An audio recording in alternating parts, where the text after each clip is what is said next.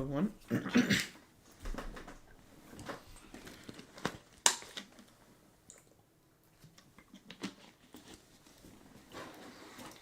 Alright, so I have a lot of bottles in the background. Water bottle. Anyway, welcome back to another stream. Good morning. Alright, today I want to be looking for my model. This is the only day with news. I believe we have unemployment claims. We had FOMC minutes yesterday. And existing home sales. So tomorrow might be good because there's a Powell speech. Let me actually check what he's going to be speaking about.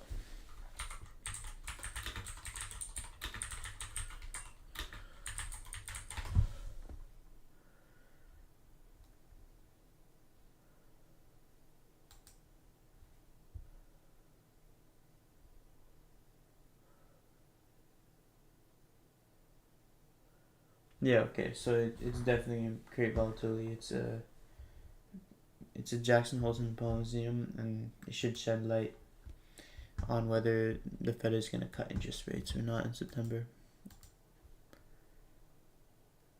He's going to be just addressing economic issues. So it'll definitely cause volatility. I might trade tomorrow then too, but LTO. Yeah, we're almost done with summer. I have like maybe 2 more weeks to go, so it's gonna get exciting. But right now we're still in summer. This is a very boring week because there's only one day with news. So I've been mostly just back testing a different model, and working on that. But for now, what I'm seeing is markets in a big discount. So we'll see how far I can pull back here, but I'll probably be looking for, so if right now we're between midnight and 8:30, I can really just go long or short depending on 5-minute short-term high. So right now we've taken out this 5-minute short-term high. If a fair value gap forms, this could be a short for my model. So I might look to do that. But I'm gonna wait to see if fair value gap forms because we did sweep 5-minute short-term high above one of the 2 openings I look at, midnight or 8:30.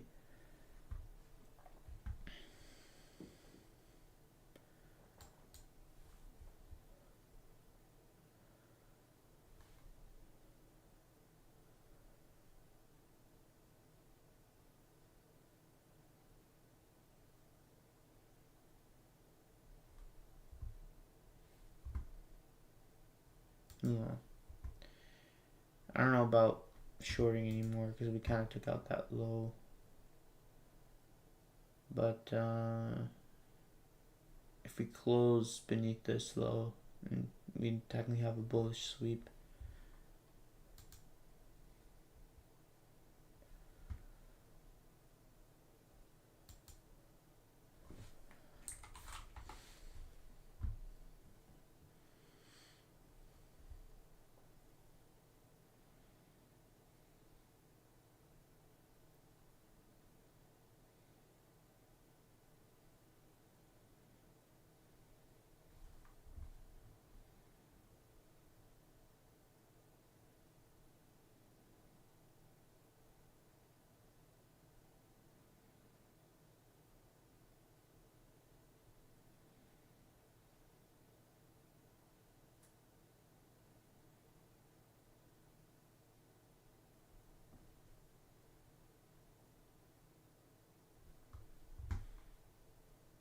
Yeah, like we formed the fair value gap, but I don't know. Like if it just doesn't, it's not comfortable shorting up here because we've taken out the low of the day. This is technically there's still the model. I don't know. There's 2.5 minutes left. This 5-minute candle. If it closes beneath the body at 9:15, then I'd also have a bullish, a bearish sweep. So I'd have to then, instead of going short, I'd be looking to go long with the same things on the 1-minute chart.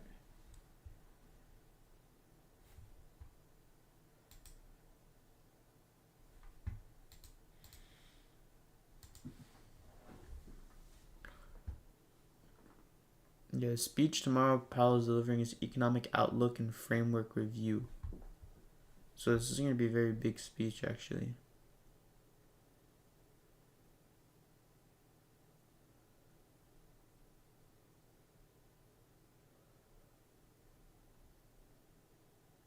And I think this is Powell speaking. Yeah. So this is going to be purely Powell's opinion. It's not going to be like what the Fed is doing. It's just what Powell is thinking, which is big because before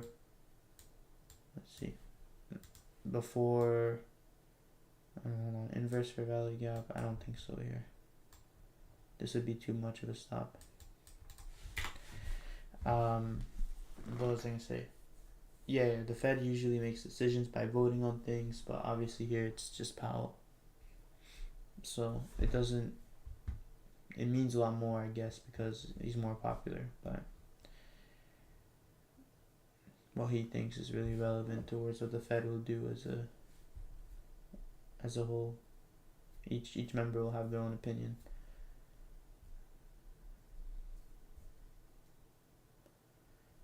So I mean, honestly, I could long here if it goes, like a 30-point stop. I think I'd have to go within 6. Let me try that.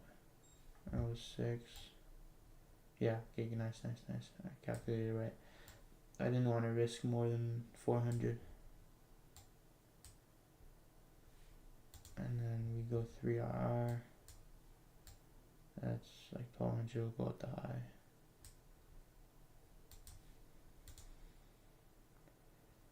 Oh, this doesn't look really good. This looks terrible.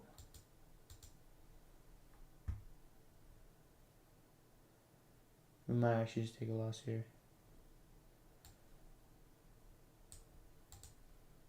My stop should be at this low, but this is like, I don't think it's gonna go all the way down there. But I try and keep it around 20 points. Sometimes I'll go up to 40. But as close as the low as I can, usually. It just doesn't make sense to wait here to enter. Like, could have maybe waited, got a lower price and had more room to move my stop down. Like, I could have maybe waited to get, there's no fair value gap down here, so that's why I didn't really want to wait. I like where the body's closed though. It stayed more so at the higher side of that range lower.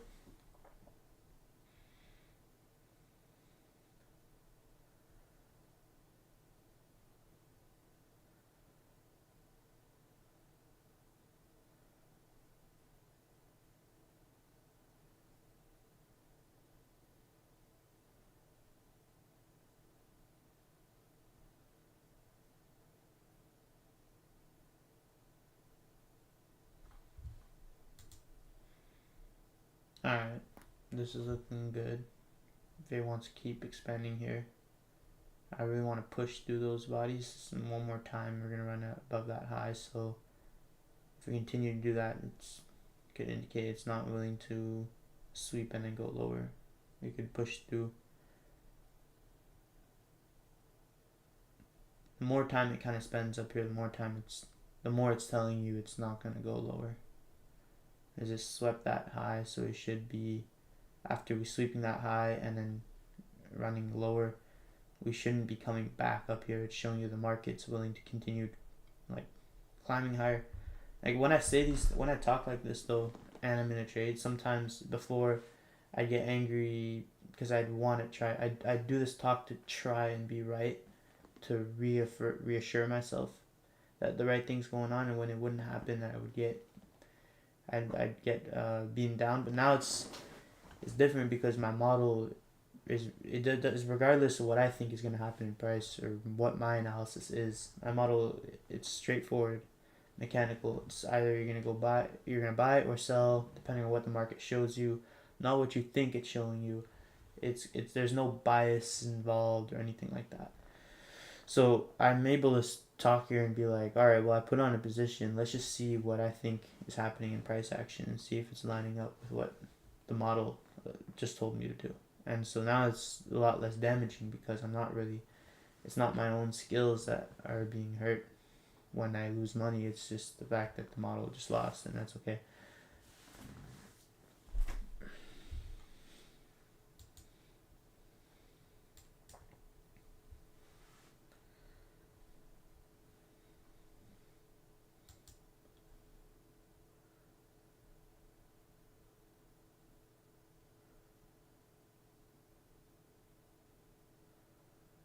Let me just adjust the stop a little bit. So it's, yeah.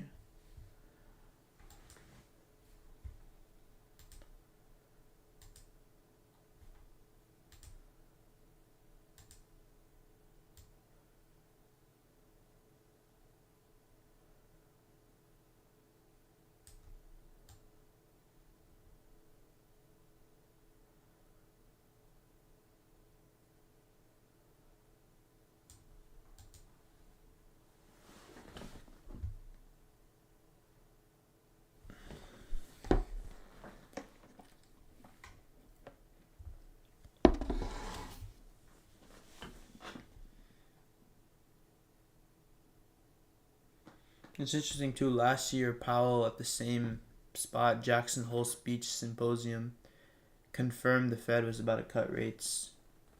So, the same place where they met last year and announced rate cuts, they're meeting again today, and we're in the same scenario where the market's just eager to know if they're going to cut rates or not.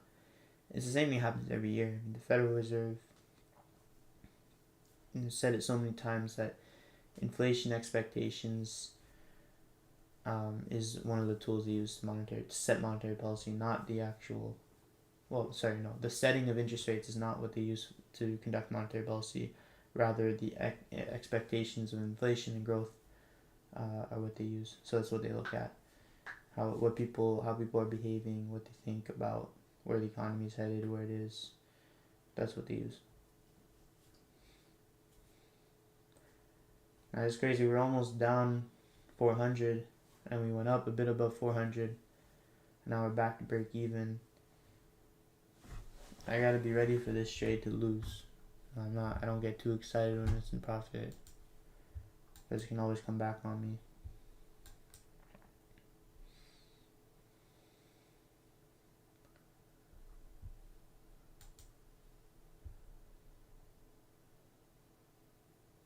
I just realized though that the sweep on the 5 minute, the bodies did not sweep.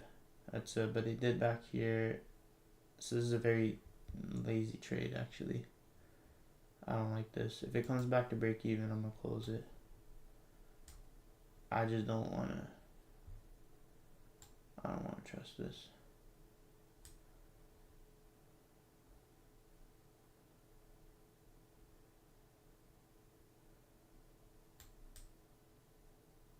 No, okay. So the reason I just closed it there, I just kind of, so remember we were looking at that 5 minute short term high and then potential short because the bodies had closed above it. When we were sweeping down here, I got caught up on the lower time frame on the 1 minute chart, and this could still work because technically, like, I do see a proper sweep over here.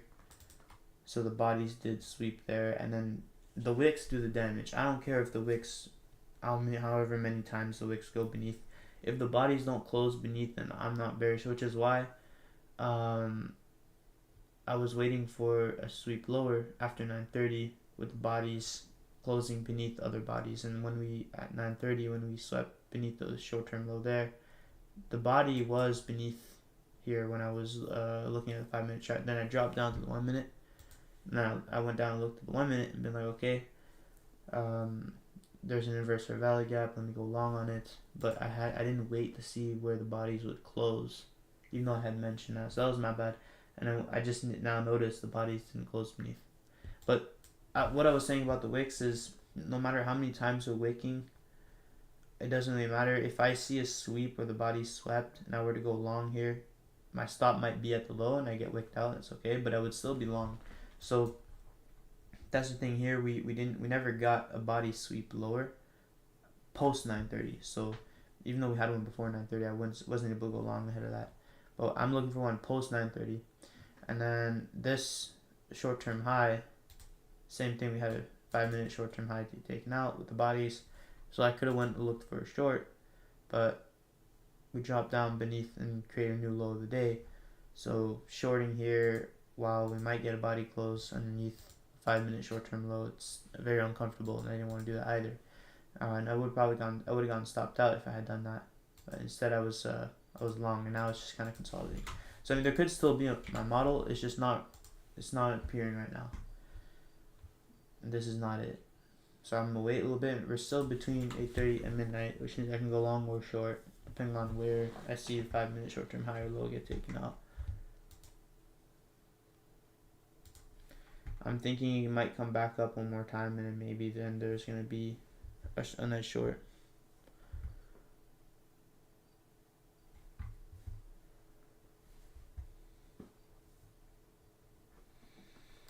Go check on the other markets too. The Dow kind of let go a little bit. I would like a short then. If the Nasdaq is gonna signal me a short, then I'm gonna look into that rather than a long. I'd rather be a short than a long right now. But if it's long, I'll still take it. Gold is ripping.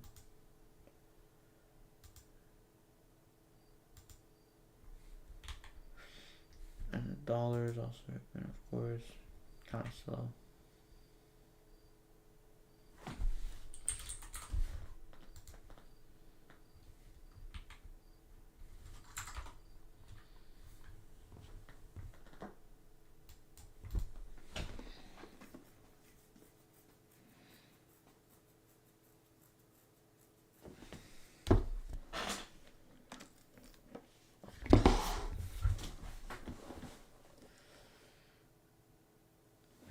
Some music.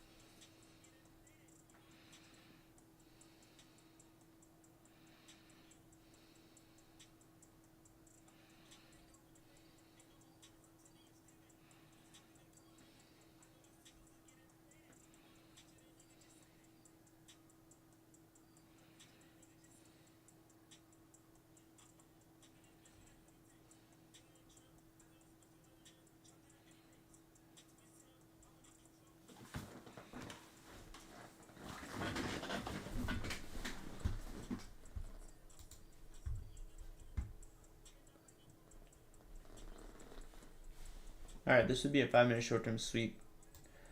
So now I actually could go short. Or long, sorry. We swept this low, bodies closed beneath, so if I were to take out the wicks, you know, we did get a nice sweep out with the bodies. I would just need a 1-minute, fair value gap.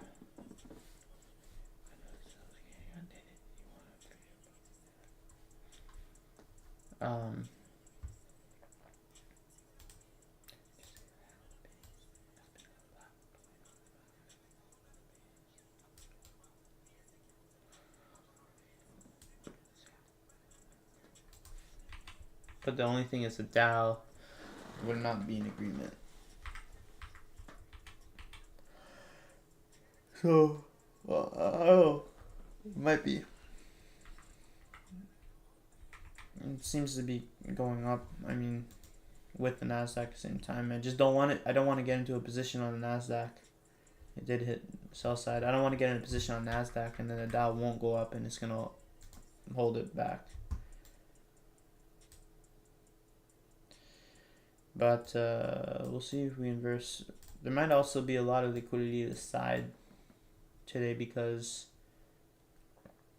well, the speech tomorrow, but there's still high impact news, so I'm gonna still try this.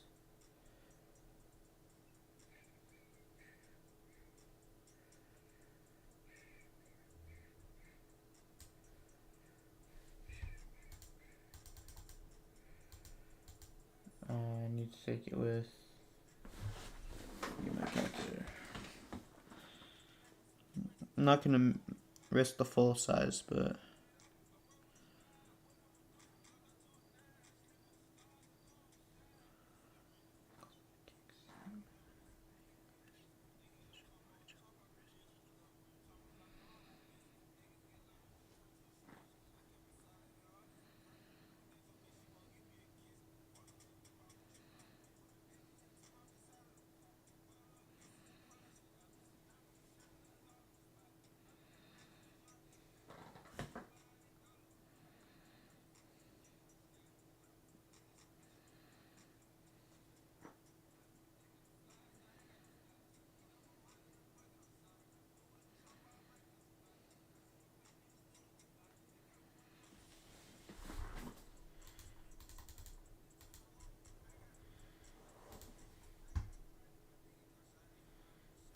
oh fuck.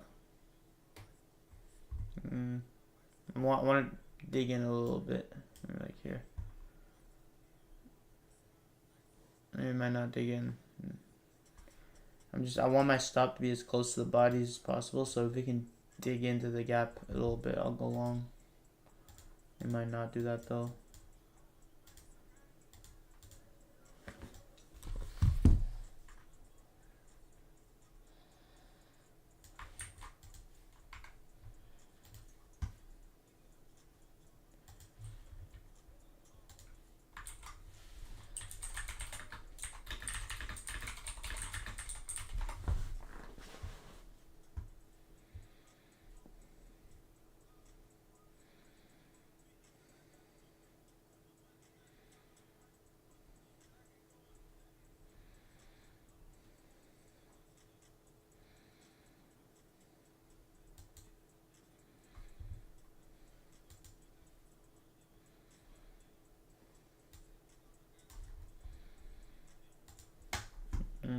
My TP would be at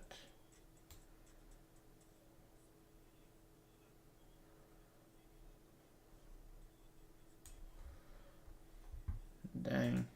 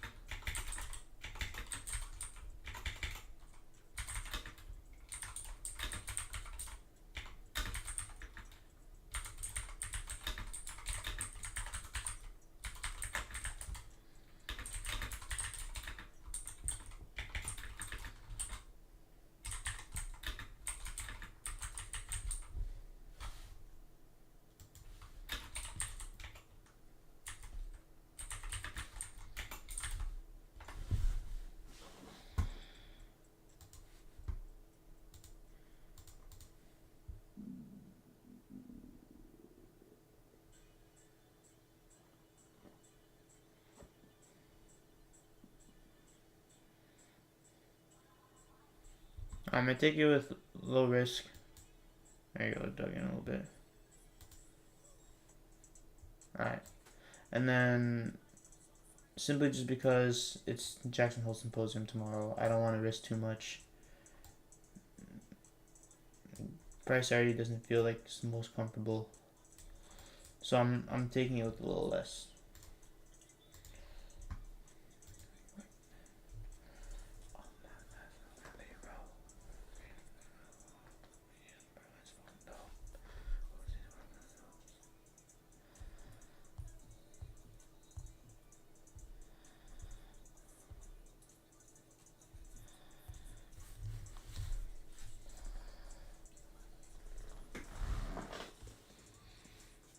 Alright, meanwhile, I'm gonna work on my other model that I was backtesting.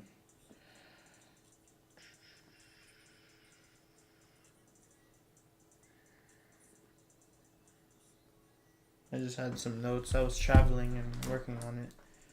I put in my notes what the results were.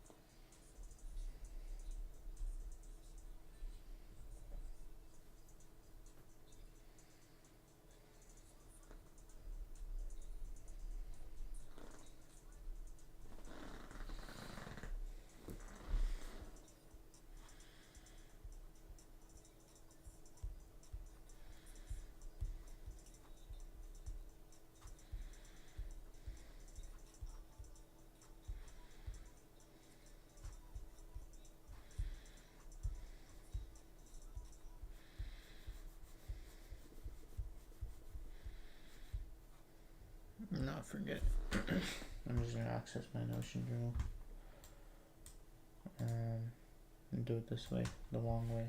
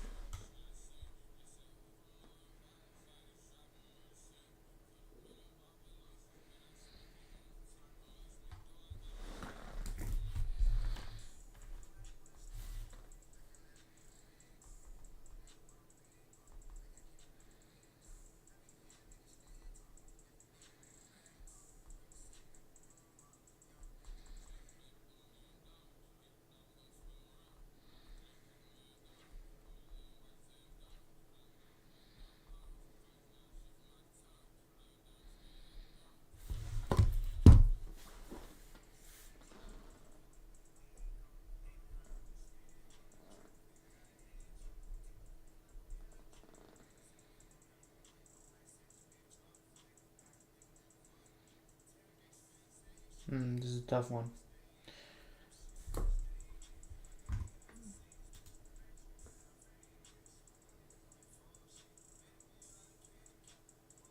Wait, I made the same mistake again. The 5 minute didn't even sweep. Wait. There's no way I did that mistake again.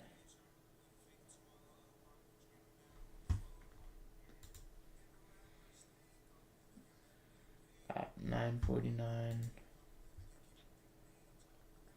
Bro. I was stuck on the 1 minute chart. I didn't notice. Once again, the bodies didn't close beneath the other bodies when it swept. That's just crazy.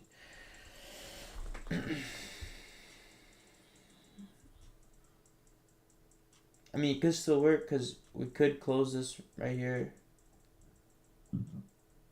If it comes back to break even though, I'm getting out again. But fuck, I keep making a mistake. The bodies come down, they sweep, but they don't close beneath the other bodies I'm looking at for the sweep. Oh shit, hold on. No. So, no, it's just fucked. That's the same mistake I did twice in a row. Where,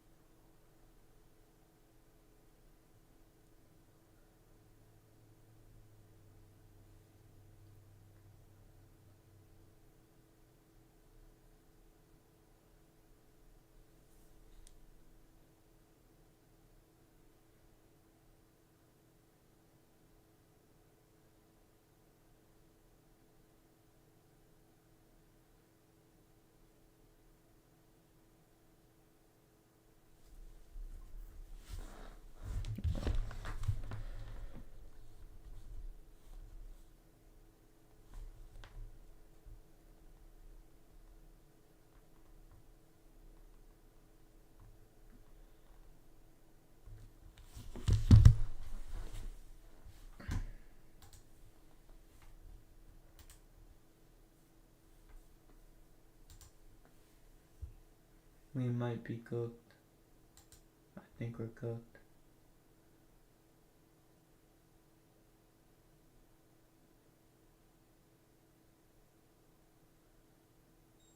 Yeah. Alright, so hold on. I gotta just screenshot this.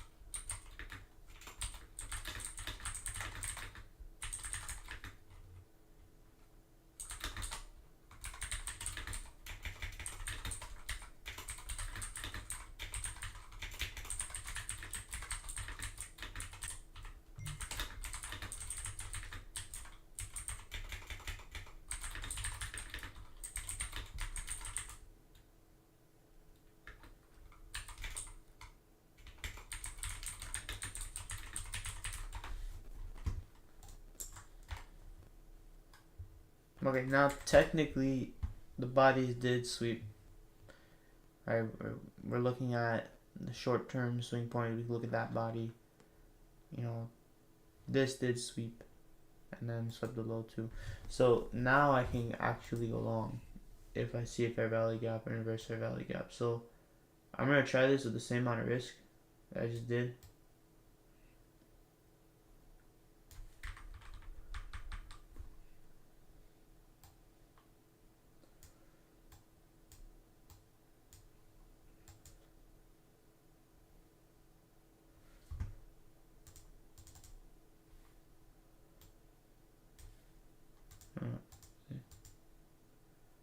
No, sorry, two. Okay.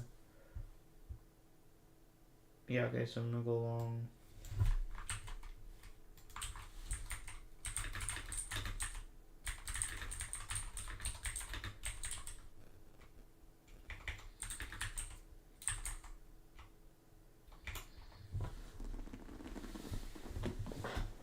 Yeah, I might not give it to me though.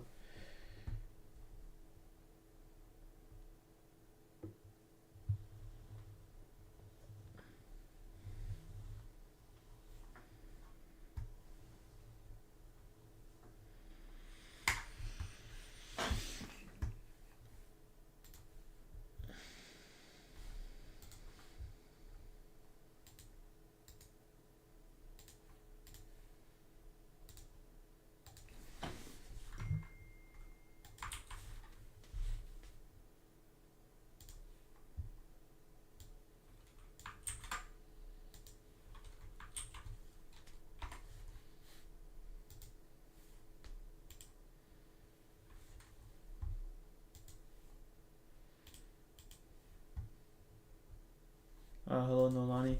Hola. How you doing today? Did you trade? This might not give me the entry, but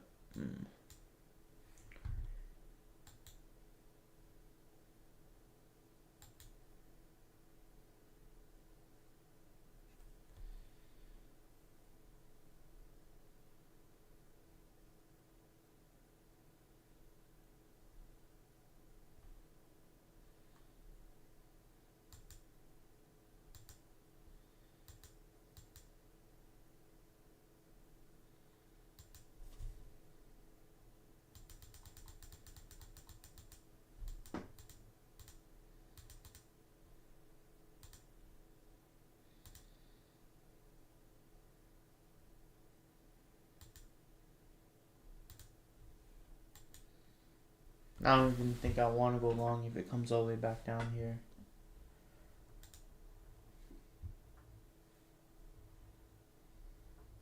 How come no trade day?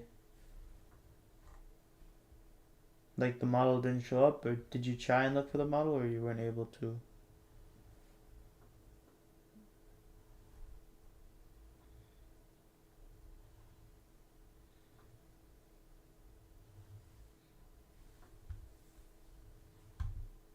Because I think you could have still went long.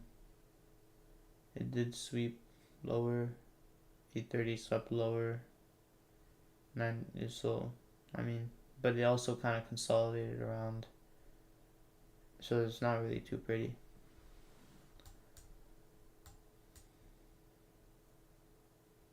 Yeah. That's good.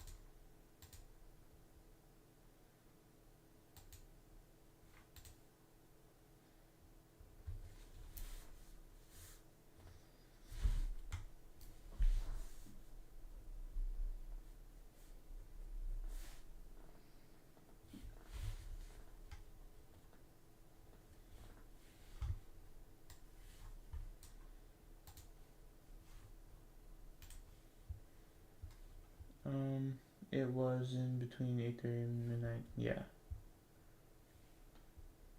I would just say though, like if it ever sweeps and clearly goes lower, and then it just happens to be above 8:30 at 9:28, it could just be in the process of already expanding, and you just, because 9:28 is a random time, so sometimes you could like read in between the lines or something like that. But in this case, it was just kind of consolidating. It went up and down and back up above and back down. It was kind of consolidating around 8:30. That's why I didn't really like it too much.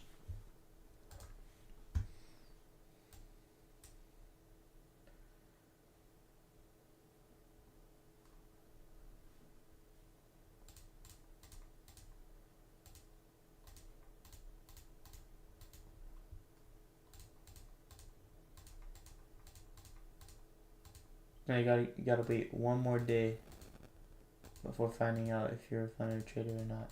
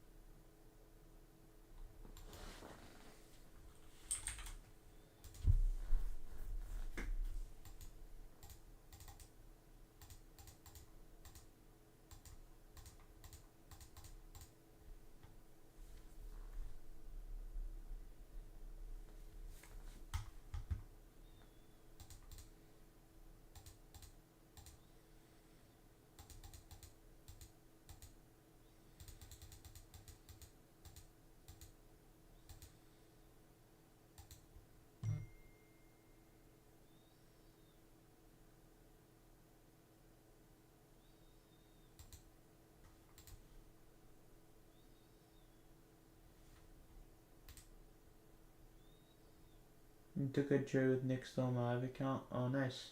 Which one is it?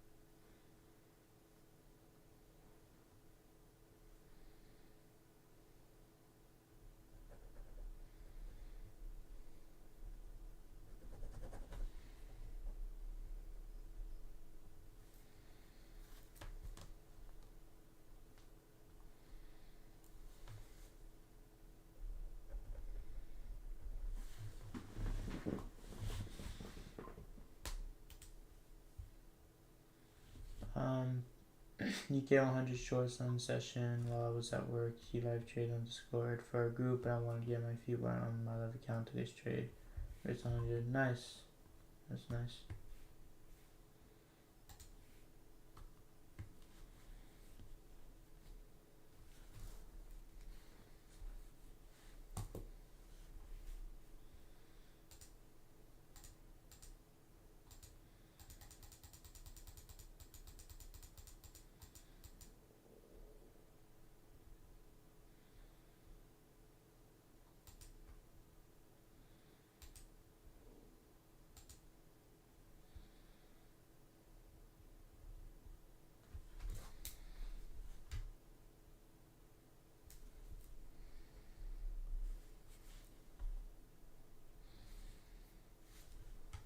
Okay.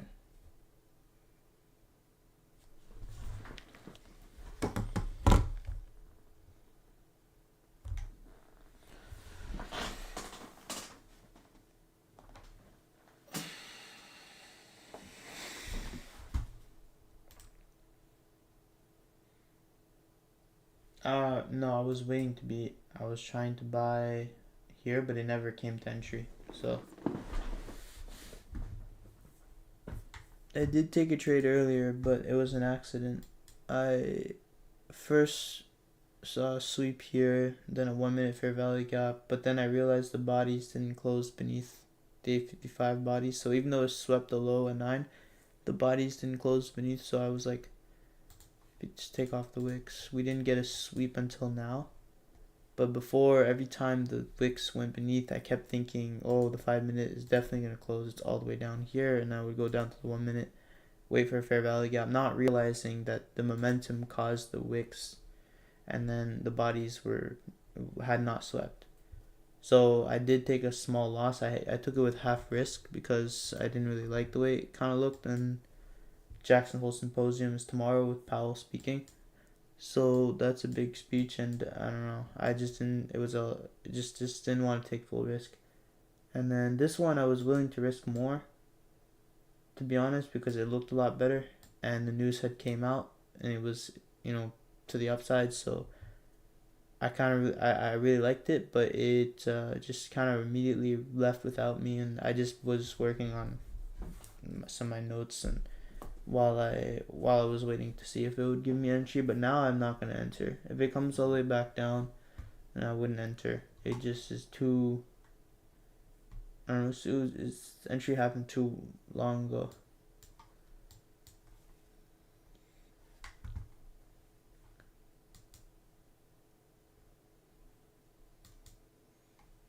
I mean, I could have went just long as soon as the candle closed, and it would have been about the same thing. It's not that much difference if I entered here or here.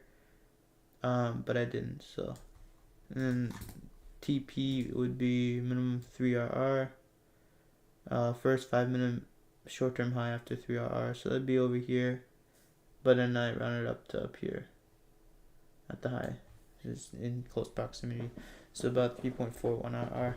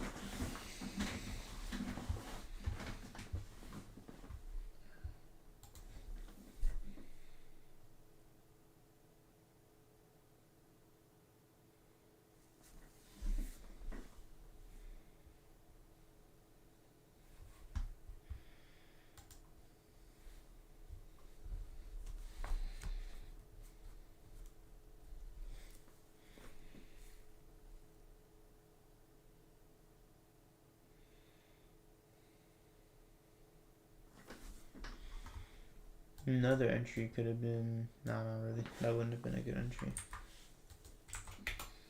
Anything could have been used to justify an entry. Even those wicks.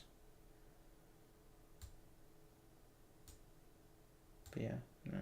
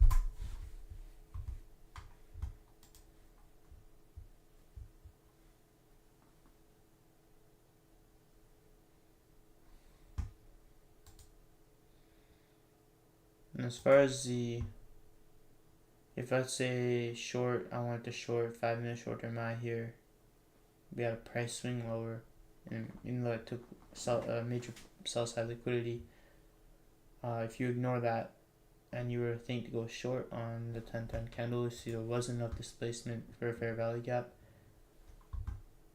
And I don't like to go short when we have a price swing that took sell side, or on a price swing that becomes the breaker that took sell side.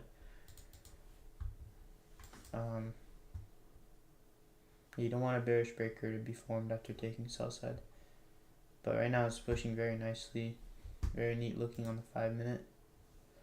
It's just very clear up close candles, exactly what I'd want to see if I was in a trade. Like it's unfortunate I didn't get the entry, but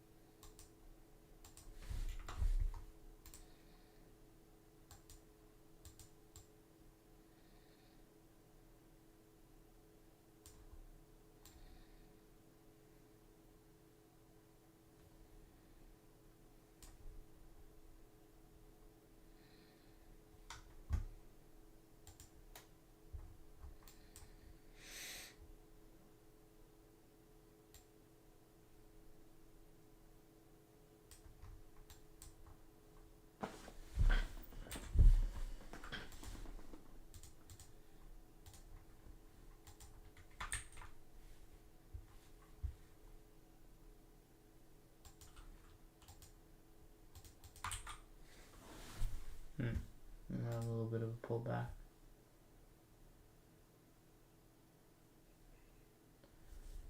Like live, do you want to read later? Maybe. I'm not sure. I want to back test mostly, and then I'm gonna go to the gym some point.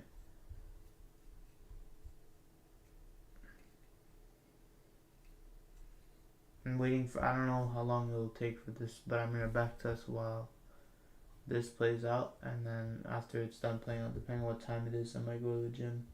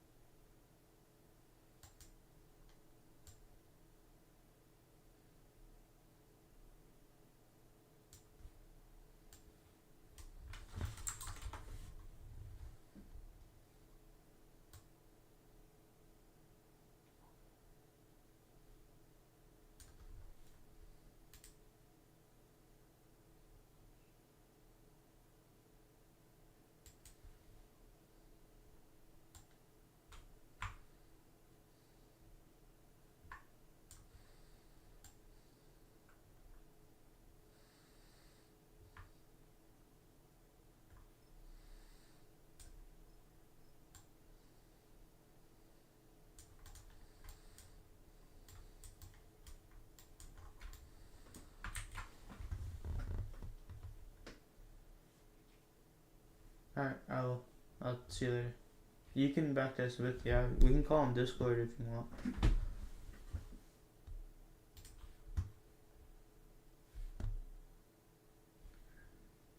But I'm gonna be on live until this trade is done, so just let me know.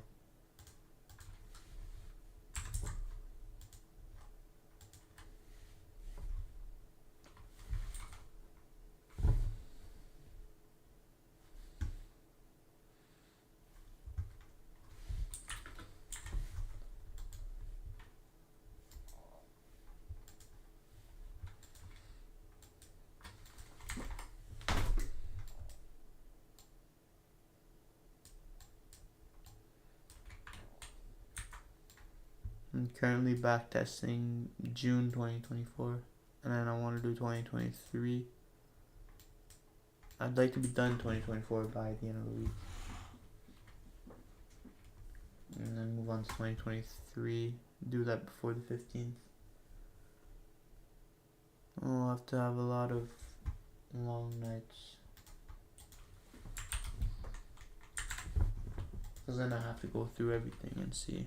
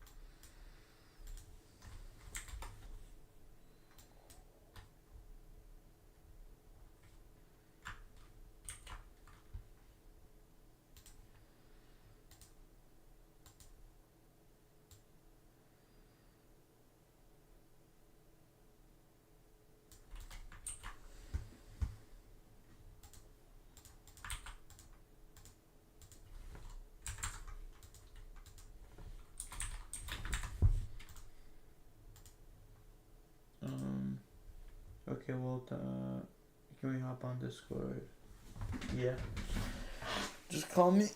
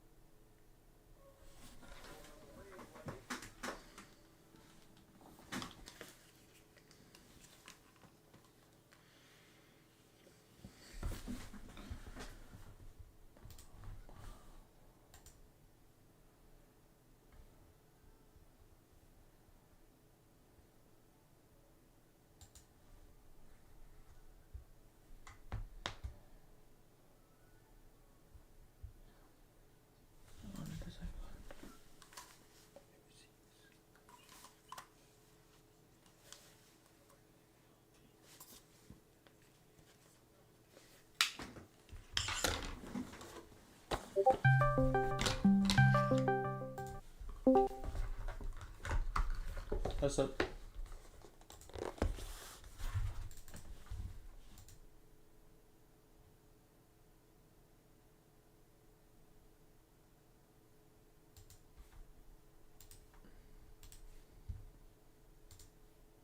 Hello.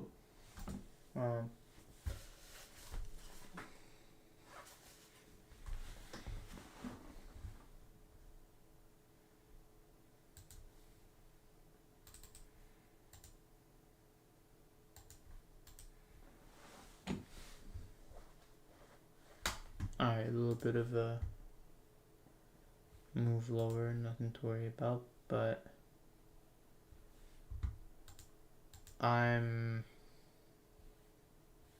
there's a 4-hour chart with the hourly chart.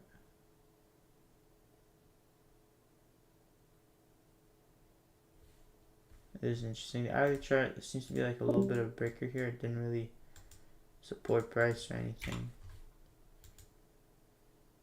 I don't really like seeing price draw down this much, because now it's at the literally open of its previous candles, so this is definitely a significant slowdown. Could cause a lot more consolidation. Not sure what happened, but my friend tried to call me and the mic's not working.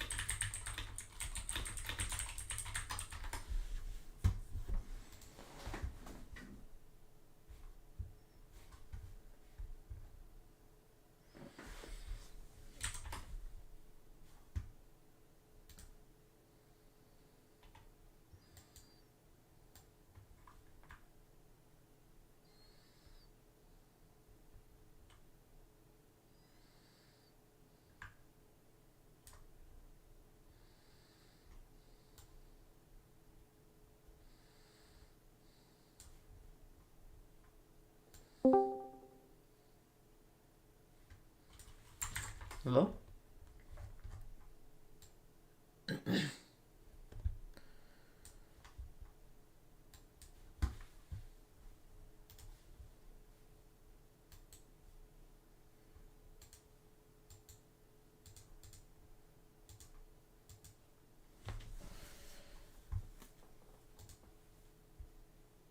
Oh no. Internet is trash. You're cooked.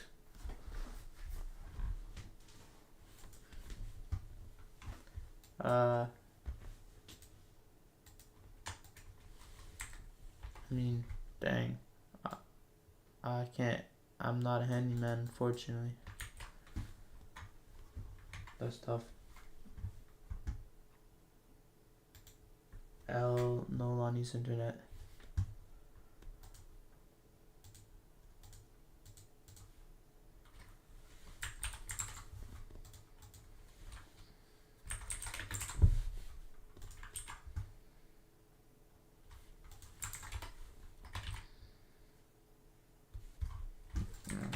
I'm backtesting the wrong chart.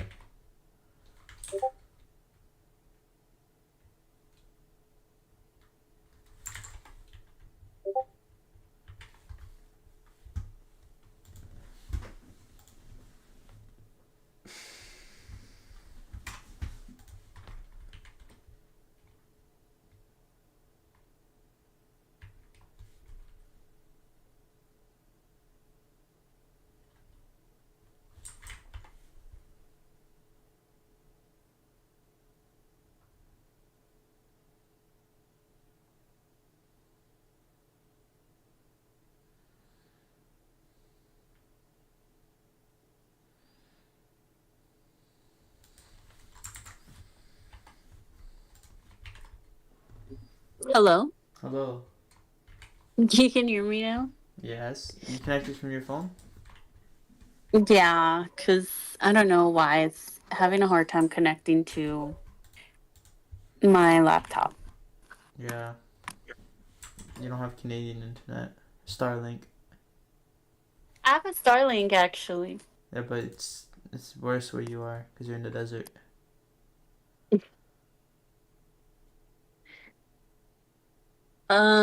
What month are you back testing?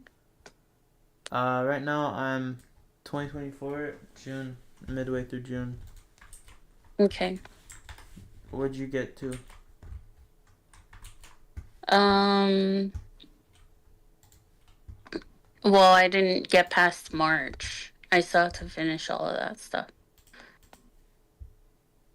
Okay, okay. I am Um, seeing mixed I got off results. the charts today. Like once I didn't see my trade setup, I just closed. Oh, I see. Yeah, me, like, I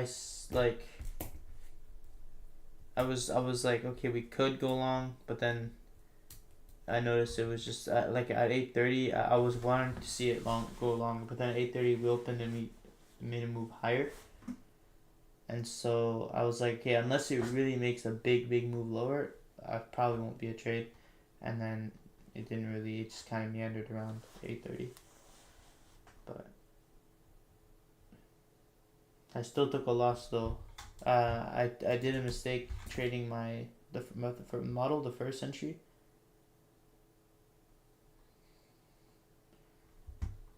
Yeah, I make that mistake. It's like the number one mistake I make.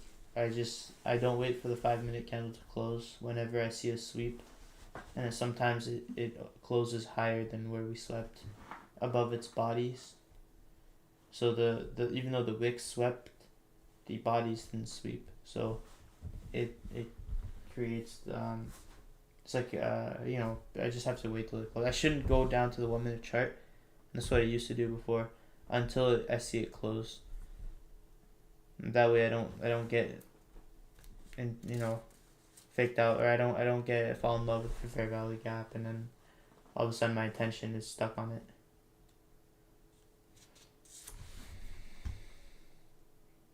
Me? What do you mean? Oh, there. Are you talking about my model? No, I never said that.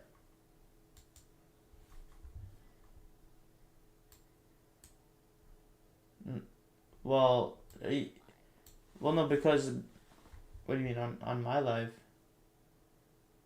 Yeah, on your live. Oh, my live stream. I thought you meant my account.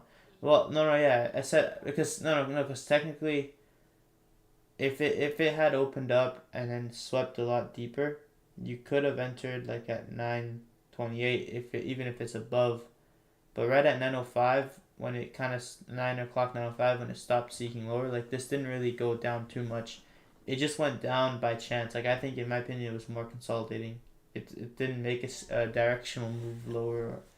So the discount condition you're looking for isn't there, and it's consolidating around. But even if the way I see it is if it made a huge move, like CPI made a huge move lower, and then it very quickly runs up back up above the 830, and it's just around 928, and you're just above the 830.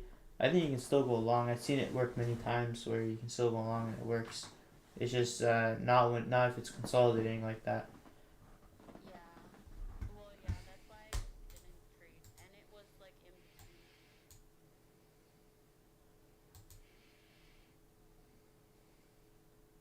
between. Mhm. Yeah.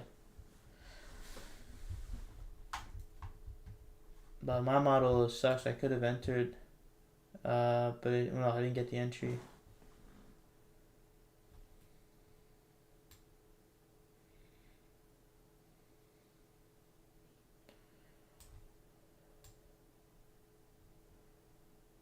Do I save?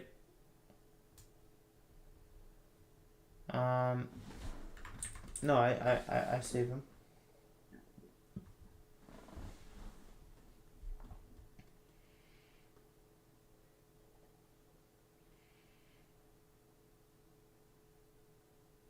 Oh, uh, well, not anymore. Not anymore. Like I used to, but I would go and double click anything, go to visibility, and then you see all the time,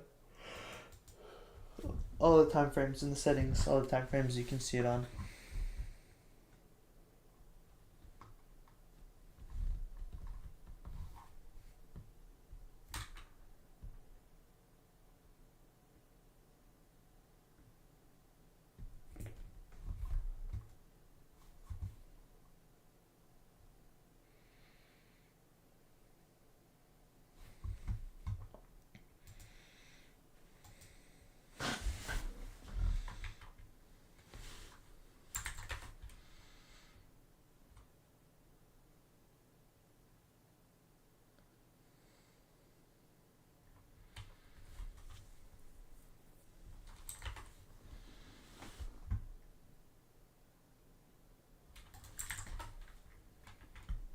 Mm-hmm.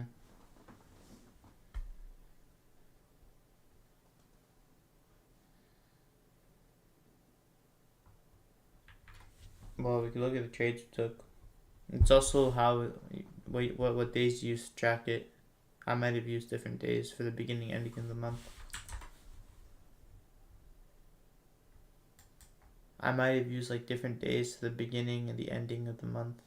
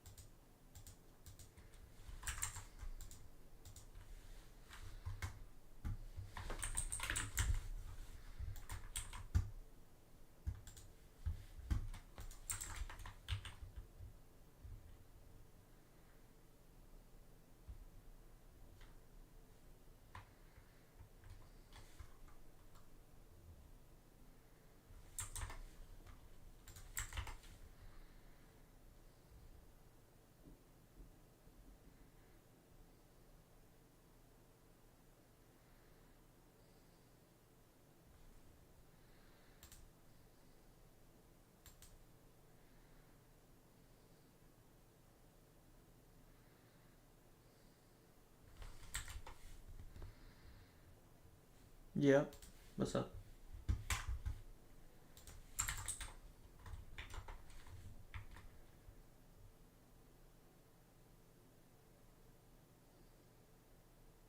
Hmm.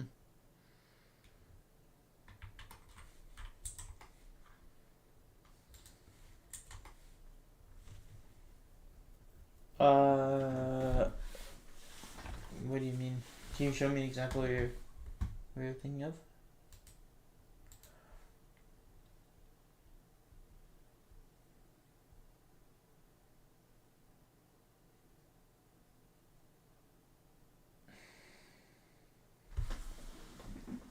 Yeah, where's the 8:30 opening? Oh, it's that purple candle there. Okay, I see it.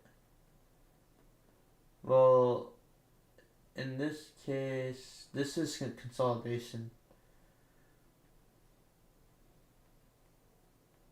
Like, you see how 8:30 went up, then down, and then back up, but then it came back down and moved sideways. Like, where is it at? Yeah, 9:20. I don't know. It's consolidating right above it. And if I were, when I talk about the wicks and the bodies, it's mainly in terms of sweeps. Price. Yeah. No, not for this model, but for my model that I'm trading throughout the day, it's like I need a sweep with the bodies and the wicks.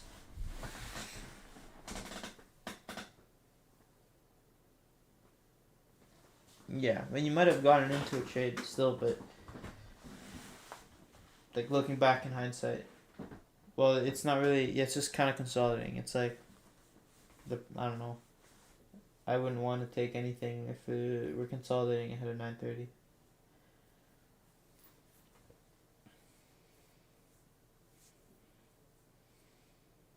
Because your edge is when price is in a deep discount and ready to go higher.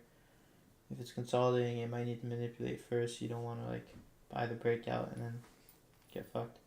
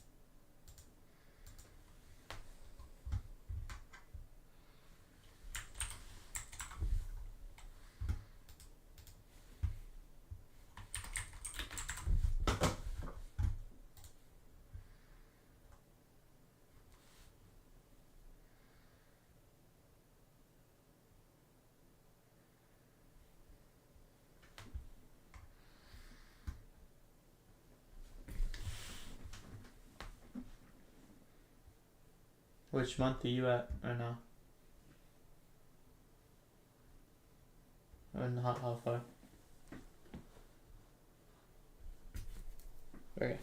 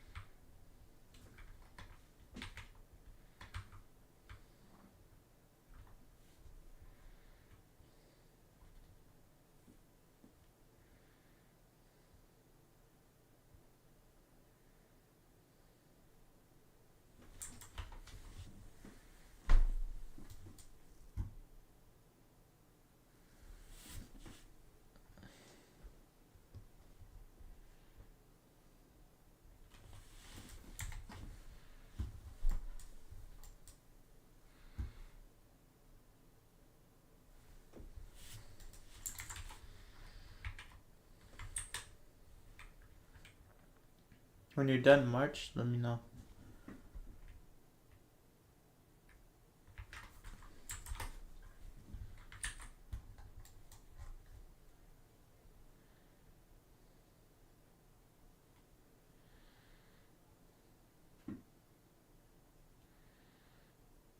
Yeah.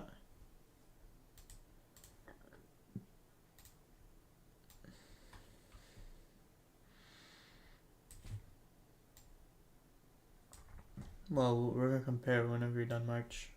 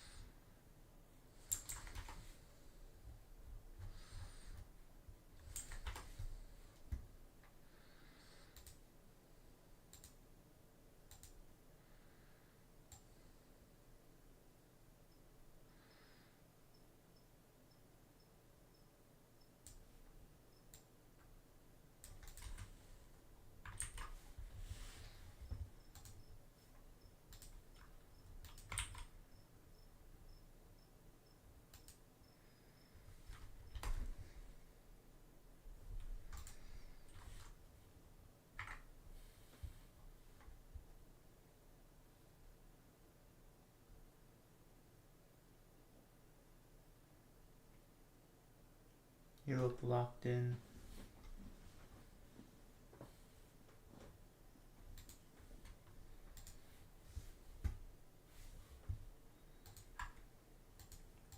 Oh. Okay.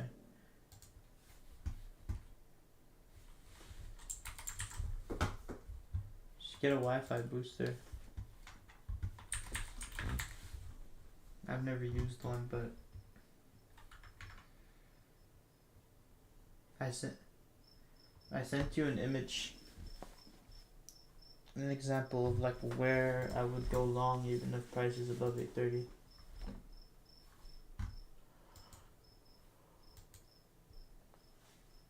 Yeah.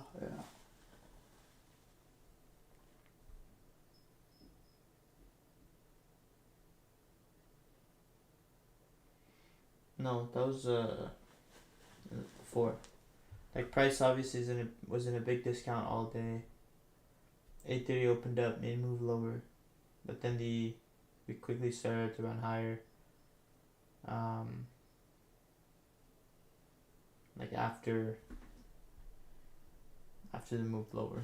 So the important catalyst is that we made a move lower first, and then price started to move higher.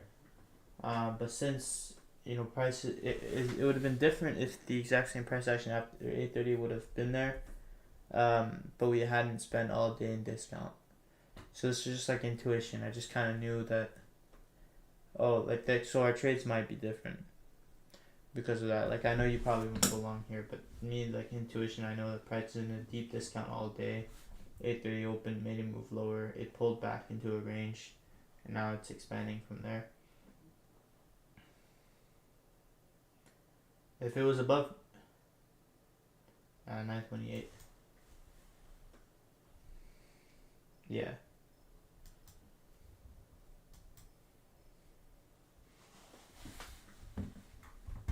But there's not many of those trades. That's just like intuition. Normally, probably swing. I'll remove it because probably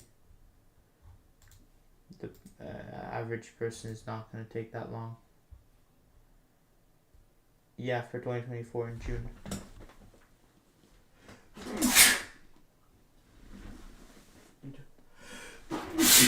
What? In 2024.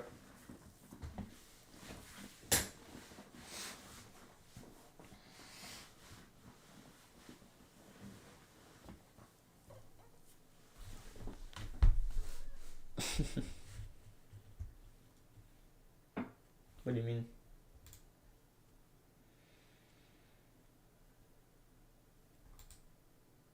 Oh, this is this is an old it's what I used to backtest. It's an old yeah. It's like an old layout. It's a different layout, yeah. No, that is mine.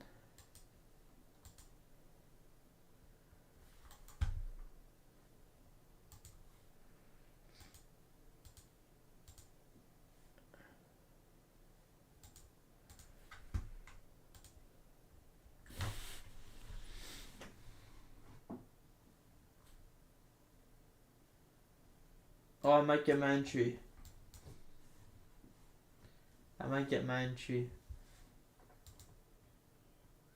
Should I enter?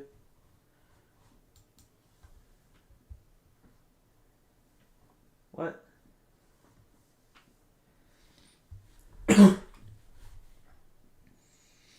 Technically, it's still a good entry. There hasn't been a shorting. Actually, no. I wouldn't actually enter. This has been way too long. But if I had entered earlier, I would still let it come down and go higher.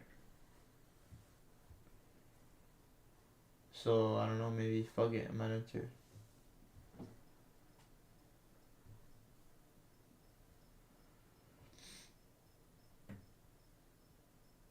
Nah, we're not entering. That's just crazy.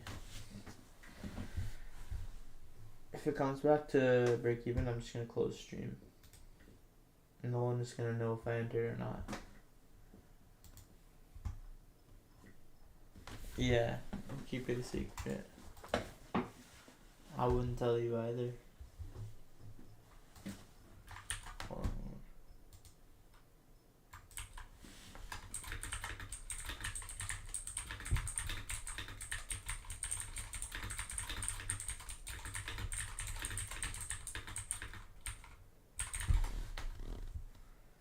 I kind of want to just take it just for fun.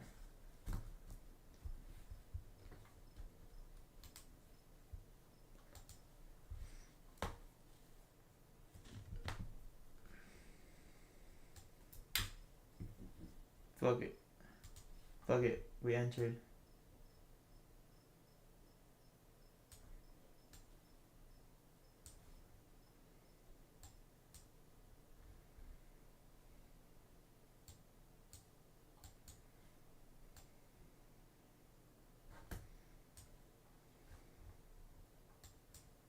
Here.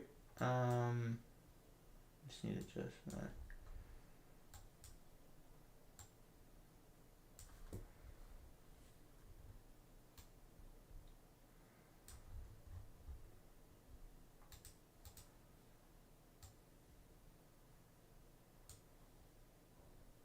I don't think it's gonna come up all the way over here.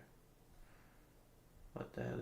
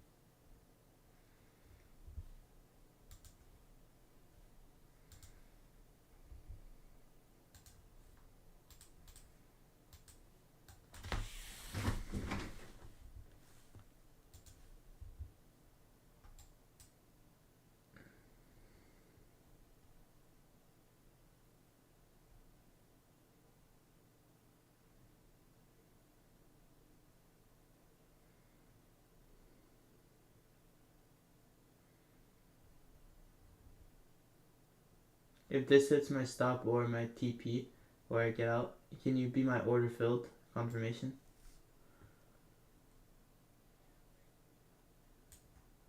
I'll tell you if it hits.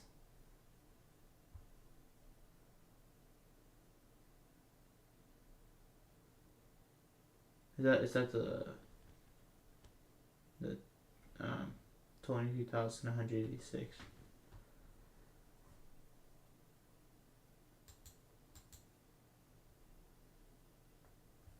That's the thing. My TP, I don't know if that's gonna hit,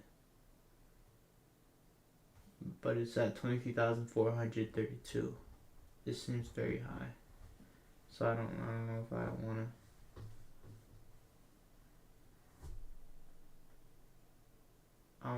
I might adjust that. I don't know, or break even my stop, but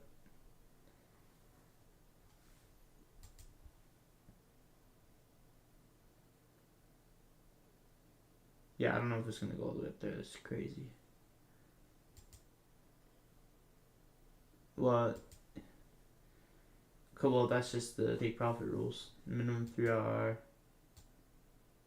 Aiming for first, yeah. I got in a little above where I should have entered, so it should have been something else. It should have been the current high of the morning, which is definitely doable. So I might just put it down because of that. So it did kind of fuck it up, the entry. Alright, no, my TP's now at 22,366. So.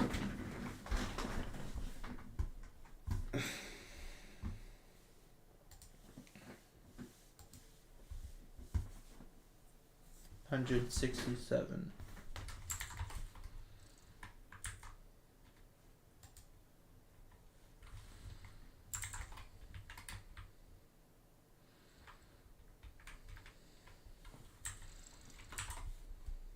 Oh no, you always need to pee.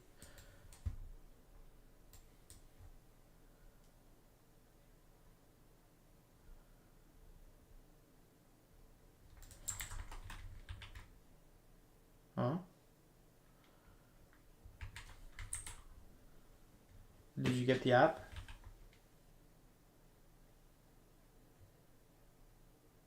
Try the app.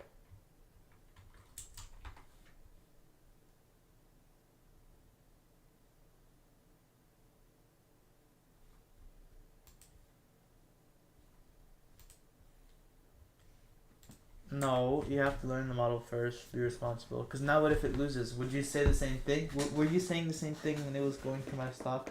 Man, it's going to your stop. I should have jumped in with you. Why?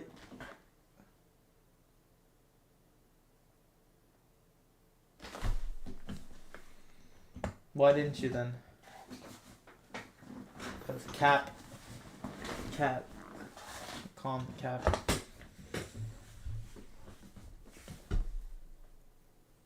Mm-hmm.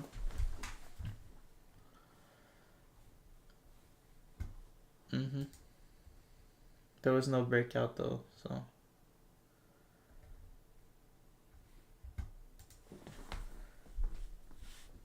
You'll take the breakout if it breaks out. That's what you'll do.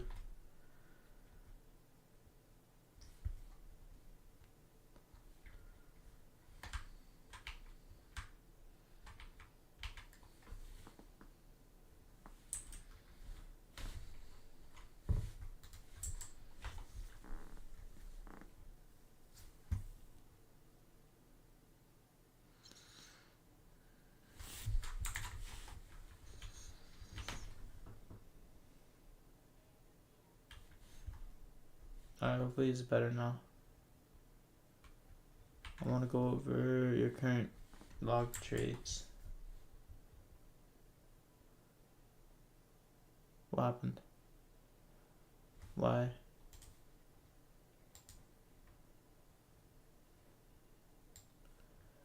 You're trolling. You're a trolling. Professional troller.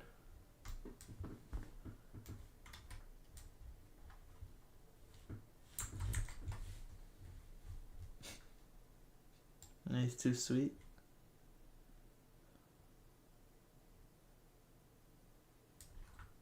You're not scared of LP. He's too sweet. Or too salty. Salty.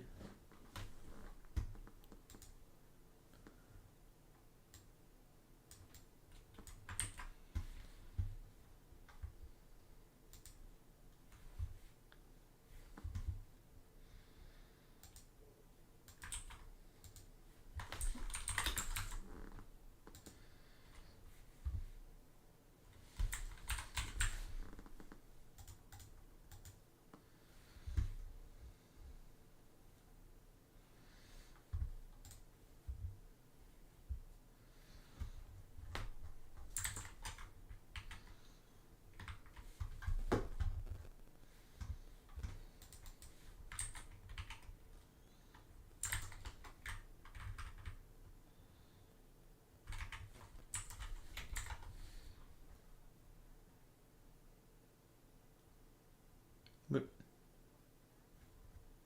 show me what you mean.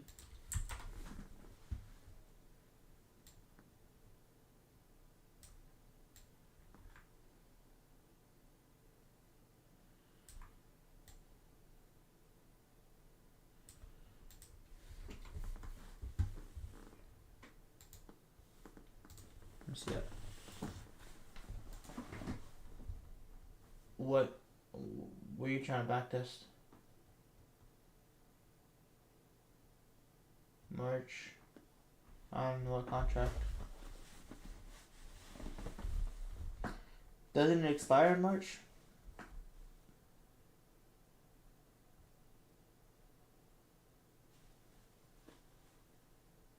Yeah, I think you fucked up. MNQM 2024. Or whichever one. Your 2025, 2024, whichever one. Were you not sure 2024? Wait. Sorry, no, 2025?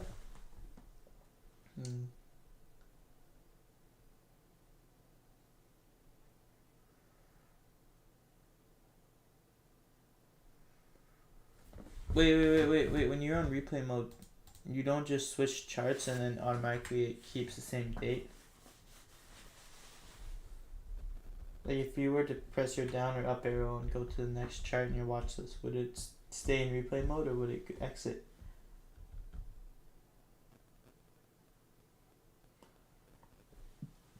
I don't know.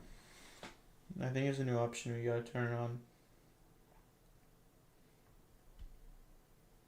I'm not too sure. Next time I see it, I'll let you know. But I saw an option. Yeah. All my candles.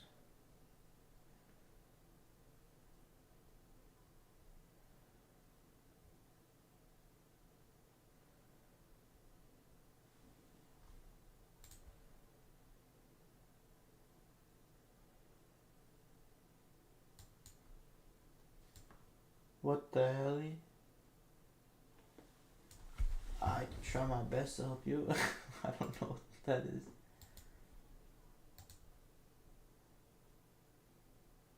Alright. Wait. At the tab? Up, above? Go to the next one. Yeah, and just back out of the other tab. Or duplicate the first tab.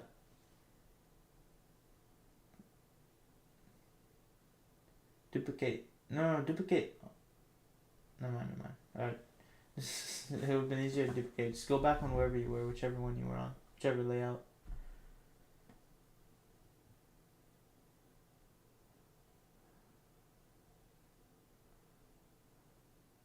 $20.25.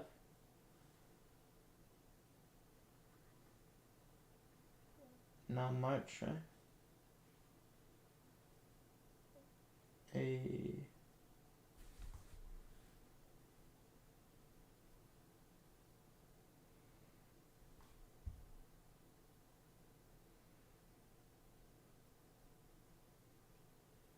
You're welcome. I backed us hard.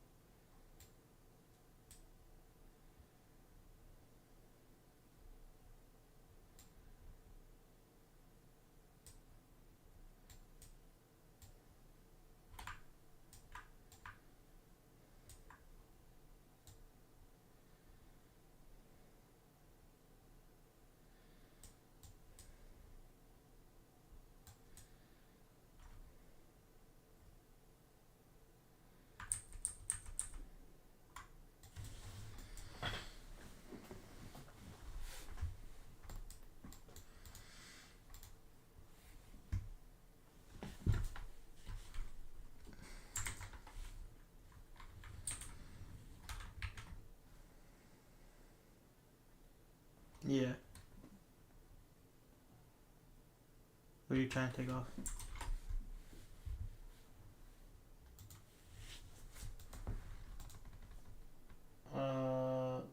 You mean the blue, the blue lines?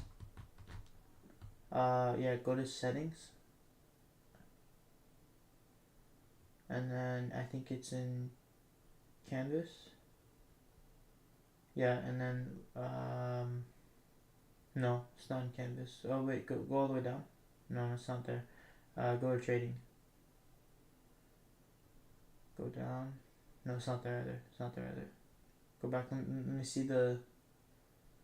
Let me see the options. No. Your camera. Go back to settings. Your camera wasn't showing the options. Do scales and lines.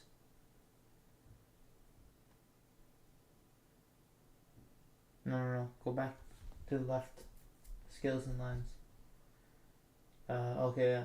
It's should be here. Scroll down. What the hell? Let me look for it.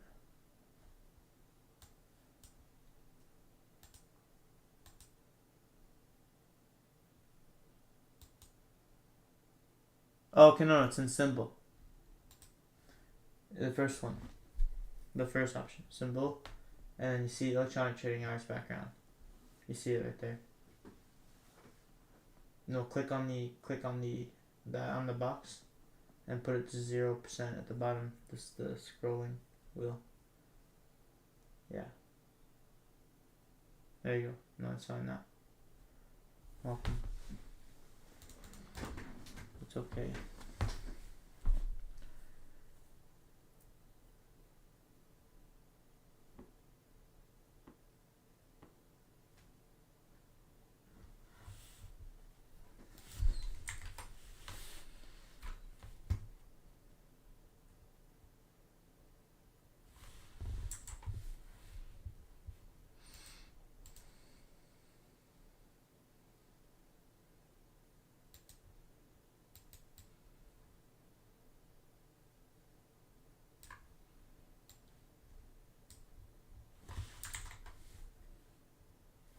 What?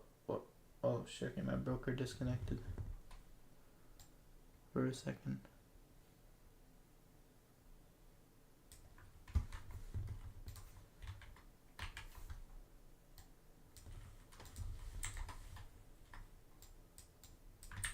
July is seeming to be a hella profitable month. I don't know if it's smart to not trade during the summer, this model. Yeah, cause some months, just like 1 month in the summer last year, like I don't know. We'll see when we get more data for more years. But the first, remember this year, this model was like break even for May, one losing month, one winning month, but break even both months for the first 2 months, summer, July and June, and then in August it did like 20 R, which is like you don't want to miss out on 20 R. So it's like even though you might have shitty months, your 1 month can still make up for it.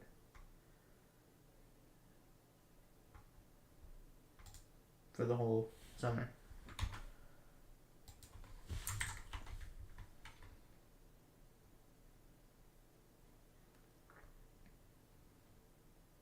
Really?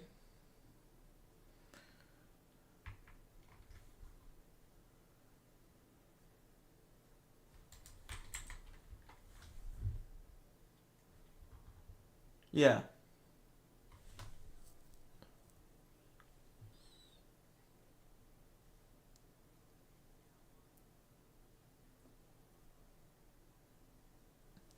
Yeah, but we were questioning whether it's better to take time off of summer because if it's slower and the highest yielding month is like if let's just say it was 10 hour for the entire summer or 5 less than 10 hour for the entire summer, the question you'd ask yourself is it better to get that extra gain or mentally will it be better for you to just take a break during the summer? Remember? So yeah. But this is something different. This is saying like I guess it would be the same, but we have to figure out if overall over time if it's better to skip the summer or not. Because I'll be honest, I'm not willing to trade the summer unless overall I come out with at least 10 RR. So if I'm making $500 each trade, I wouldn't bother trading unless it's gonna produce me over the years. It's consistent with producing at least 10 RR. Then I don't think it's worth it. I think it's better to just go on vacation.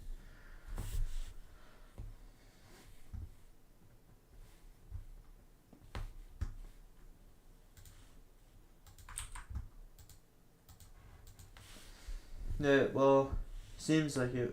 Even my model, it's worth it. I know my model will still produce me good returns, but it's just my model is a lot more weighting. Like one trade a week, some weeks no trade. Like that's hard.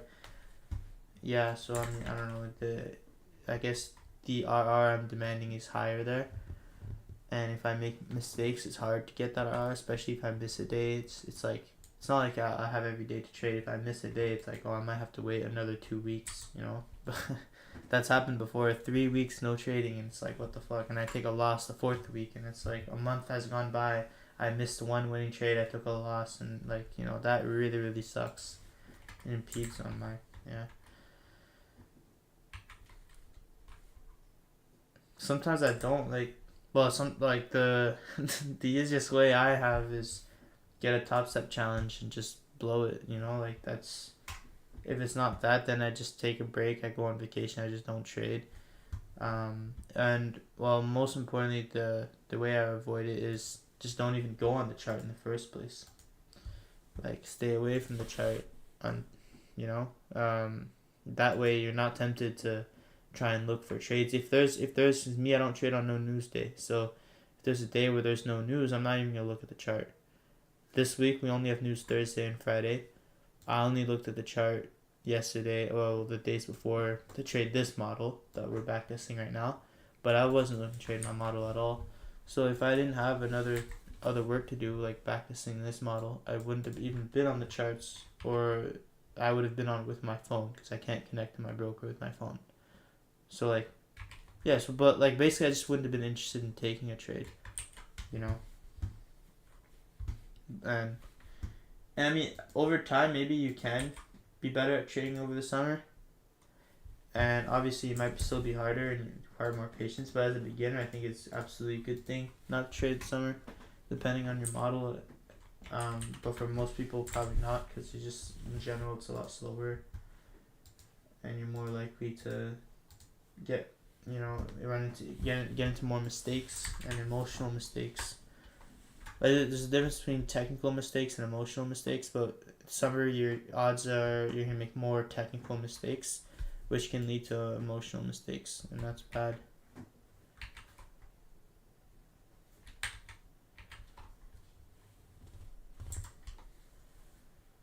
I wonder actually if there's a statistic for this, but if more accounts are blown over the summer when there's no liquidity or less liquidity, or if more accounts are blown over the times in the year where it's more busy and there's more money in the markets. Because if price moves more,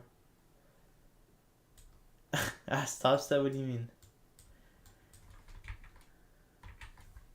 Oh, actually, you can, because they comment on your TikTok.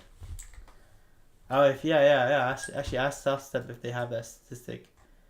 But there must be a study on this somewhere online. If you ask ChatGPT, you'll probably find it.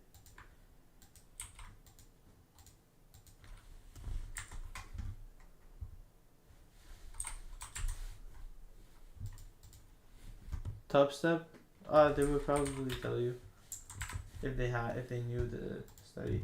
This is the type of thing they would publicly disclose. It would get them more attention.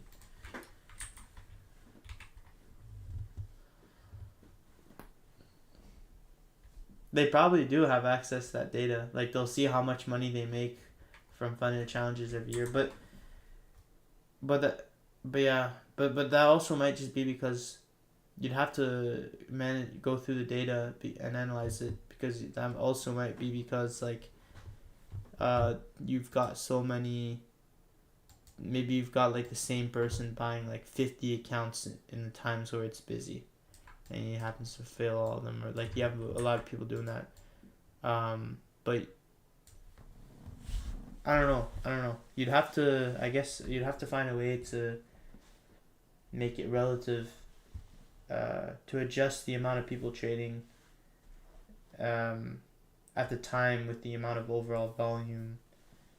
Or no, you'd have to find a way to make the individuals trading relative to how much volume there is. Which means if there's more volume, you're looking at different stats because there's more people.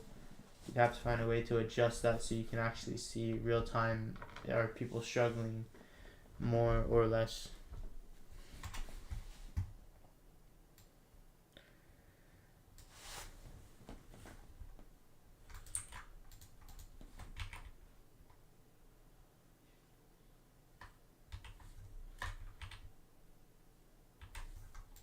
I'm up $6,000. No, I'm kidding. I'll say that sometime soon though, this year.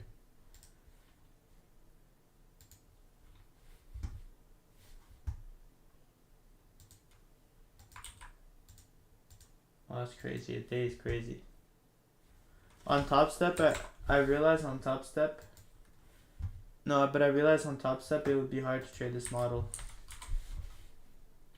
Because remember how Top Step only lets you use 2 contracts for 2 micros? Yeah, so imagine, like, I don't know, would you take this with the whole contract? 30-point loss, $600. Is that what you normally on your life? I don't know.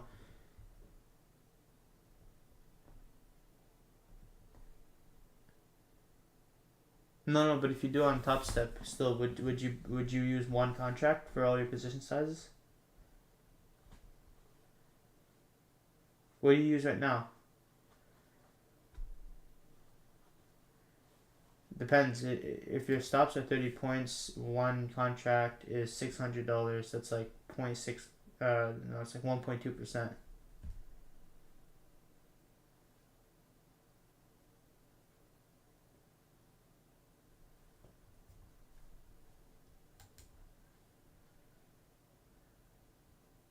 You have 1%.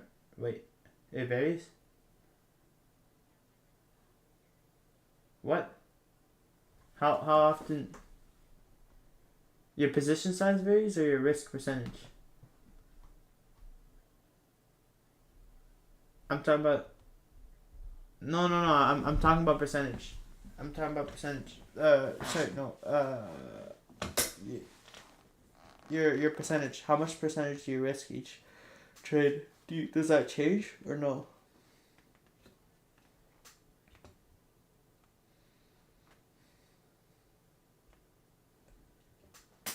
Okay. Well, yeah. So most of your positions, are they 1 contract or 10 micros?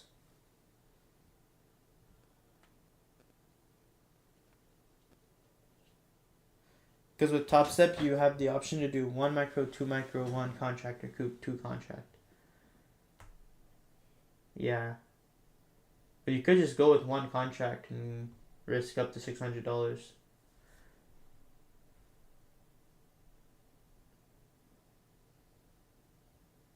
But that's why I might not trade this model on Top Step. I might switch the model I'm currently trading with my live. I might trade it on Top Step, and then the model I'm building for Top Step, I might trade on my live.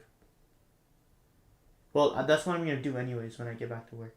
When I go back to Domino's, I'll have to trade off my phone, or my Chromebook. So when I go back to Domino's, yeah, because I won't be able to trade, my model all the time. That's what I told you. Because if I'm in the kitchen, I'm preparing food for the day, and the store opens at 10:30, and I have to get in and start work at 9:30 or 9. You know, I could take 5 minutes. Well, I won't need to match it, but I could take 5 minutes real quick. That's why it's the same amount of stop size. My stops will be bigger if the low is lower, which means I'll just risk more, but I'll go in with probably the same amount every time. I'm not sure, but I want to make it as quick as possible. Like I take a break, wash my hands, get on my phone. You seem to be trading the other Nick's model.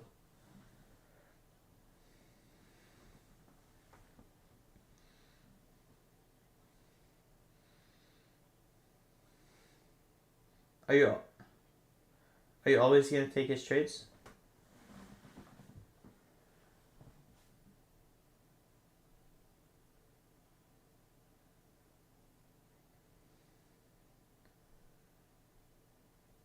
Because what happens when he stops streaming?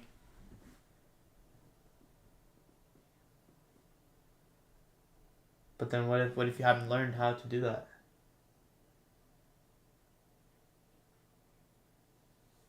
But if this whole time you're taking somebody else's trades, how are you gonna learn to take your own trades? So you're gonna okay, you're just doing both. Okay. Do you think that would mess with the IR of the account? I think is if you do that, you should have two separate accounts. But I mean, you can. You could trade two models at once. It just I don't know. You're like, it just seems risky to like work on one model at a time. Once you're consistent with it for a few months, maybe you could do something like that. But so do it on live then. Start September 15th.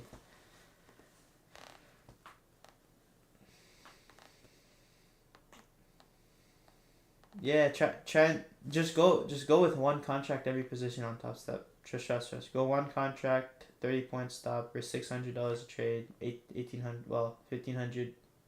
When you get to your funded, you make $1,800 or whatever your profit rules are, but just risk $600 one contract every trade. That way it's for the it's built for the funded accounts. Because you can't use anything else in 2 micros for Top Step. Yeah, I mean, you just have to modify your training plan to go around that.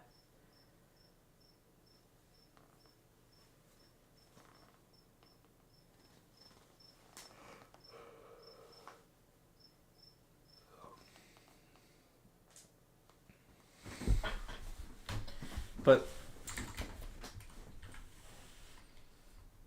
nice.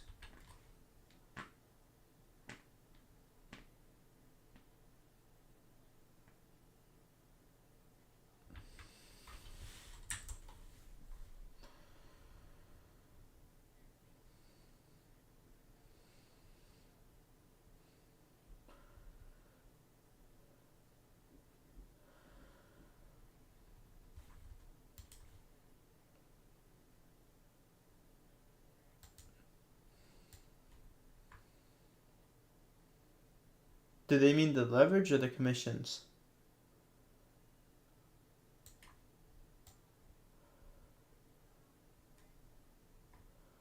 Yeah. No, but the leverage is high, so they take a lot of commission, right?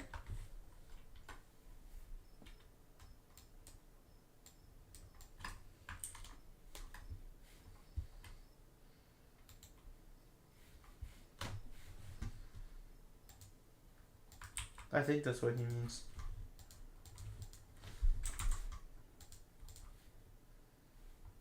Yeah, but they charge more commission.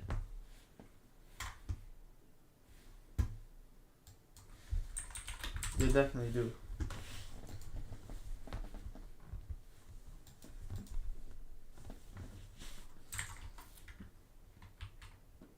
Maybe only after the day, but it should. It should show if you add up. It might just show the net P&L. It just subtract the net P&L from your account, and then you'll see what's left over.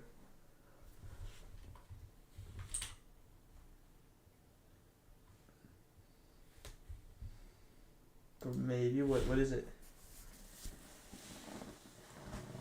But how much is your position size?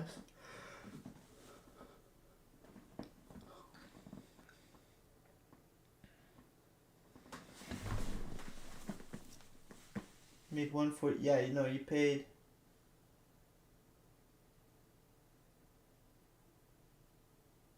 You paid 70 cents. Wait, but did you say your profit was $150?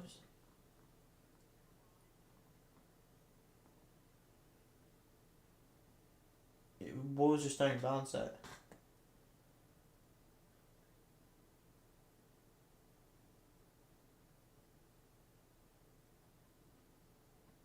1,004. Subtract that. Yeah, now you can tell what the commissions are. But it seems like they only charge you 70 cents. I don't know how much your margin is. So I don't know how much that is.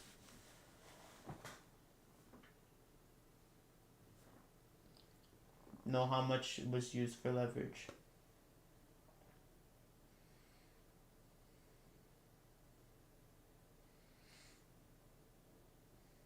Like if it's 100x leverage, then like I'm not sure how the lots work, but they'll take a certain part of your account and they'll use it as margin to keep you in a position. So if you have 500 margin, that means $500 in your account is used. If your account balance goes beneath 500, then it won't have enough margin to keep the position open. It's gonna close the position.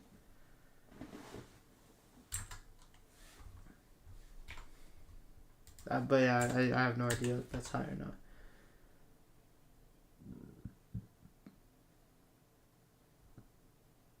Oh.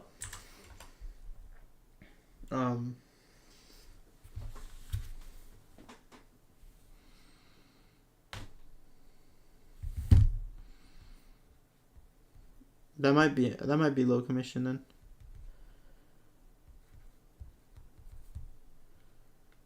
Yeah, I think it sounds like it's low commission.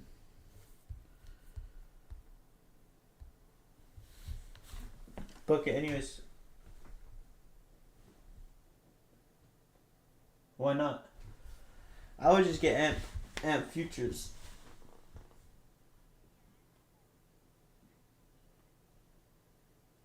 Have you funded the account? So log into your dashboard then. Log into your dashboard.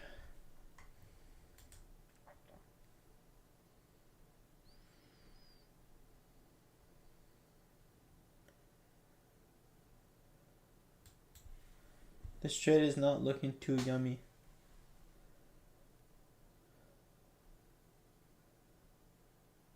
I might I put a break even stop.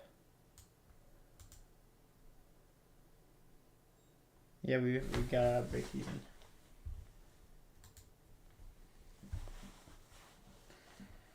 Oh well. Oh well.